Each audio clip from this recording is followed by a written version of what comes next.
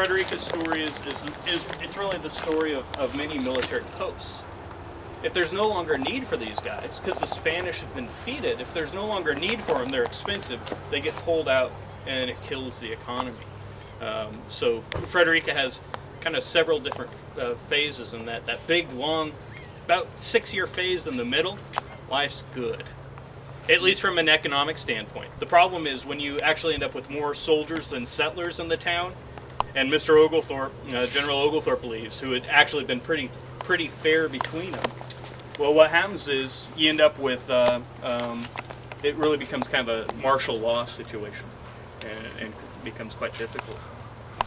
How many was the company? Ideally, it's actually supposed to be a full company of 100 men. I can't find any British regiment that had full companies during this period, including this one here. We think this one had about 80 men at its height. By the time of the battles, through desertion, some deaths, some soldiers killed during the attacks on St. Augustine, we think it's down around about 60. By the time they pull out, it changes quite a bit. This regiment's the strangest regiment of the whole British Army. Every other regiment, when you join the British Army during this period, you actually join for a lifetime. The 42nd Regiment of Foot is different in that you join, and you actually join for 7 years. At the end of 7 years service, you get to stay in Georgia if you want, and you get free land. There's a way of developing a citizenry that could help defend against the French to the west and the Spanish to the south. But the problem is, battles in Europe occurred, and once this regiment started losing its strength through people retiring or leaving, then they couldn't get more soldiers over because they were needed in Europe. That's one of the reasons that the regiment was disbanded, because it started to functionally become not as strong as it once was. Yes, sir.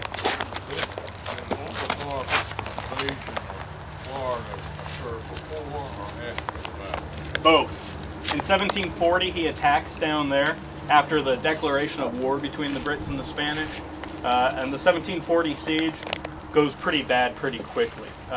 Quite a few of the Scots from Darien are absolutely wiped out at a place called Fort Mose. The English and the Scots had taken it. Oglethorpe ordered them not to stay in the fort, but to actually be out in the ditch around the fort and in the woods. And many of particularly the Scots, went into the fort to sleep, because, you know, sure, it was partially destroyed, but it's better to sleep inside a little partially destroyed building than sleep in the woods of Florida.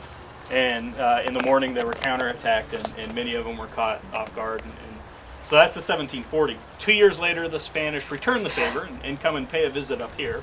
That's what we'll talk about today. And then the following year, Oglethorpe tries to pull together a coalition to go down and attack again, and that never actually occurs. He gets down into Florida, but then has to call it off.